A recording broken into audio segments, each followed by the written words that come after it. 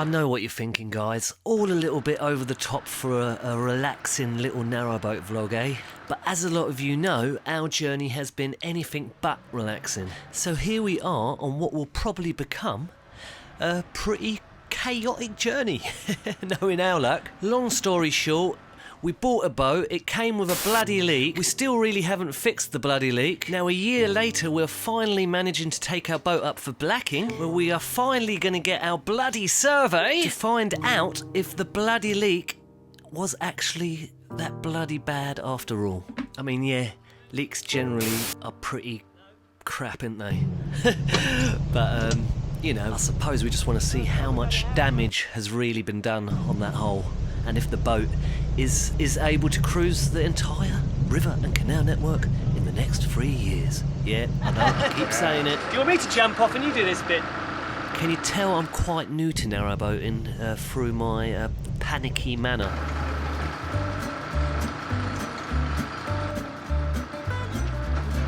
I have always wanted a narrowboat for like the last 20 years, so I'm not completely a newbie. You know, I used to buy magazines and stuff.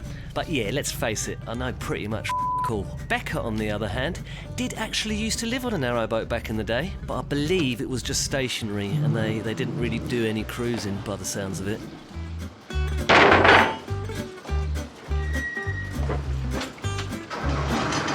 Quite stressful, isn't it?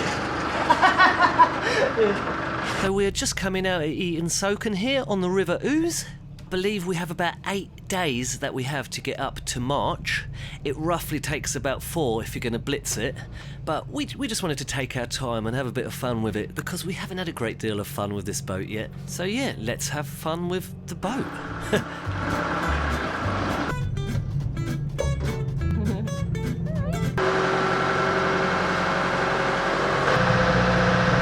Becca, did you want to sort the weed hatch out?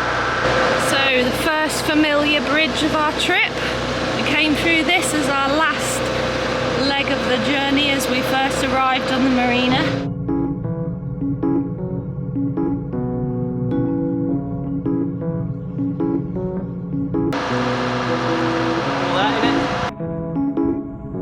These cruisers are like the mafia down here, guys, on the Ouse. Like, they don't really like narrowboaters down here that much. I mean, say they don't like them. It's just more a cruisy area for big bad boy cruisers. I just so happen to have a big bad boy 30-ton steel sausage below my waist. So yeah, cracking on, innit? So speed this up a little bit or we'll be here all day, won't we? We are just coming into St. Neots here, and this is the bridge that we were walking over in the previous episode when we were on our way to see Pearl Jam. This is the pub that Chris mentioned the other day. He used to be able to moor up next to and have a pint until someone sued them for falling over their decking. Must have been a few viewers from the vlog. Fame. They definitely weren't viewers from the vlog. I just couldn't help myself. Here we go, we're back on it. We've got out of the marina. We've just gone past St. Neots. How you feeling? Good to be out on the water. Fresh air through our hairs, loads of wildlife. It's amazing. It does, it feels really, really good. That lovely rumbling sound of our tranny. Got a full transit engine in this bad boy. Means it's bloody noisy, but it's pretty bloody reliable actually. To your left, the turning we were meant to take, but we didn't see.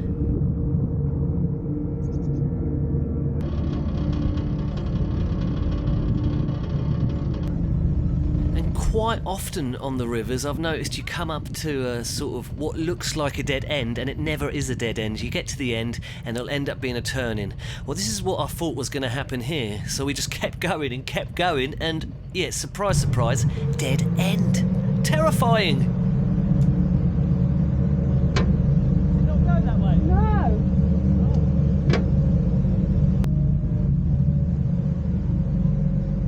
So guys, we've been on the boat for approximately 20 minutes and we've already gone the wrong way and got lost. We're travelling up the river in the direction we thought was right, only to come across this sort of weird thing that you can't get through. So we've now done a cheeky little 3.10 and we're heading back down the river to see if we can figure out where we've gone wrong. Because at the minute it's really not obvious. Put her behind the wheel for 5 minutes.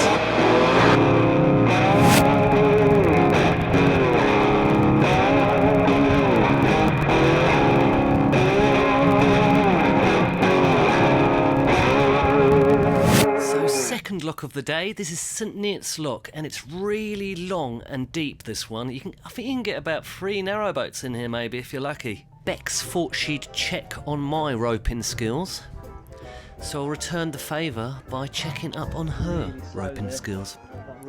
You know the score. Can't let her win. And I think most locks down the Great River Ouse are generally run with these navigation key lockers, which make you feel really important. You got to keep your finger on it. A swift telling off, then on with our day.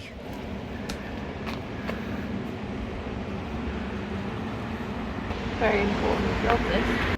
And that looks dangerous if you ask me. You don't want to be wearing the old flip-flop. I like it when it's quiet and we're the only ones. All mistakes can be easily forgotten.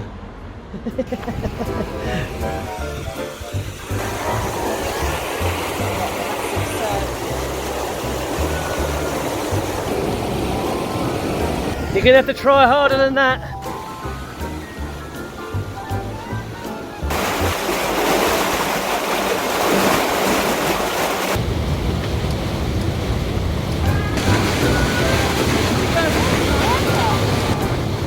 Coming in now, yeah. Whack the old gates open and get ready for takeoff. And if you listen to my breathing in a second, you can see how much of a panic I'm in.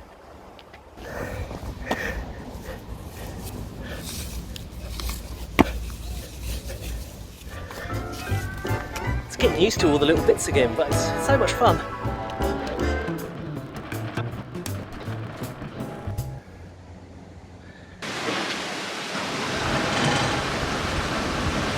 Oh, watch yourself! Get on the rope, I don't want you getting squashed.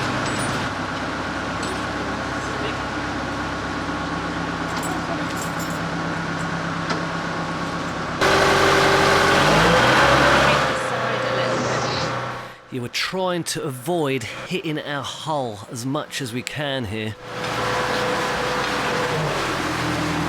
Easy! Hit it! This should be our next boat, ladies and gentlemen. Things you see when you're out boating.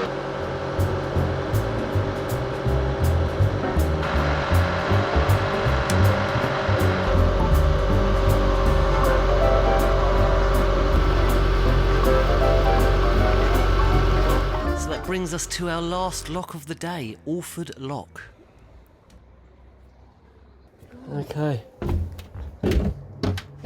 In she goes into her favourite place, the weed hatch. You excited? Let's see what we're dealing with. The engine's going to be hot, remember? Yeah. So be careful.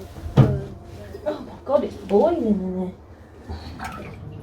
Should probably take the keys out, but I don't want to go anywhere near it at the moment. Yeah, just don't press anything for the love of God. I'd like to keep both my arms if possible. Straight in there, isn't she? She does the Crobot team very proud. The lots, yeah? You missed it down there, haven't you? Let me get that for you. We sorted it just like that, didn't we, Bex? We sorted it all out. She's on fire. She's just been in the weed hatch, now she's charging off to get the lock gates done. Rebecca Crobot does not mess about. Oh, we have to shut them first. We've got to shut them first. And I'm pretty sure Buckton Marine is just round that bend, but I thought that a minute ago and it took about half an hour to where we got to. So you're always a bit behind. The other side and, Yeah. It's kind, they give you a little bridge to walk over, don't they?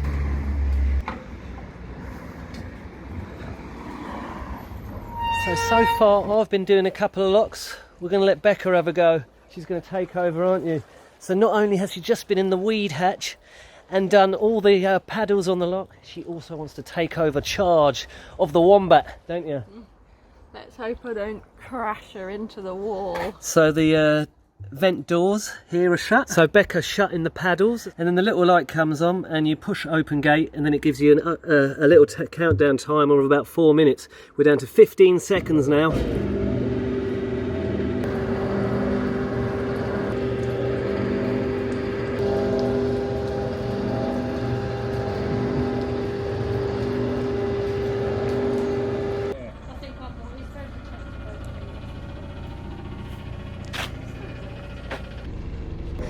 So not only have you been in the weed hatch, and you've done all the paddles and driven it in, you are now taking charge of the gate too. Do you want to do it? No, you do it. You go. Just automatic. And she's on the wheel too. You just be ready to push off.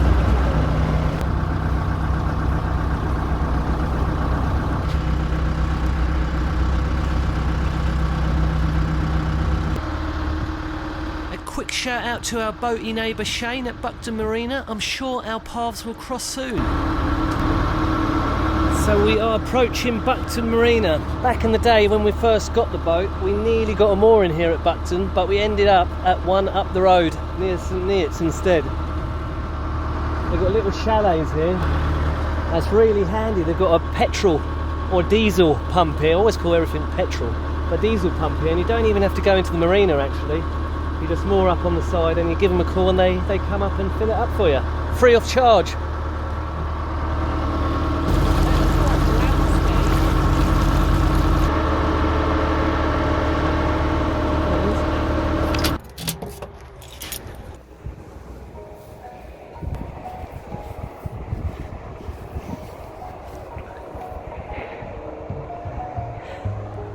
The old main road there getting in the way a little bit, but the thing I love about this life is you can moor absolutely anywhere really. So we've managed to find a spot, and yeah, we're going to cook a little bit of grub. We might head off again. Let's see how it goes. It looks like it's going to start raining in a little bit, so glad we've moored up. Okay, let's go in. Let's see if everything's still in one piece. Just starting to rain, guys. It's a good shout. I had to start hammering it down, so that was a really good shout.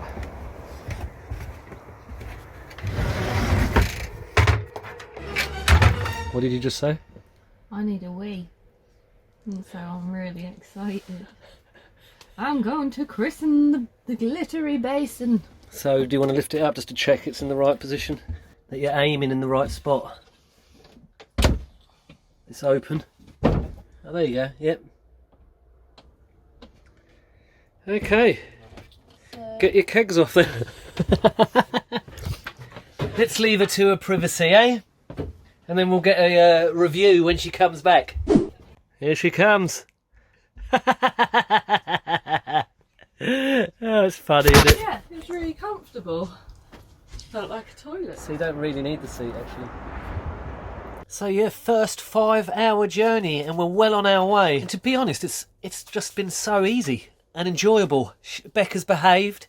She hasn't had any funny moments of madness. I've behaved. I've behaved. I haven't had any moments of madness. It's all been going so smoothly. We've been coming into the little landing strips perfectly in every one. We've been doing the locks really nicely and slow.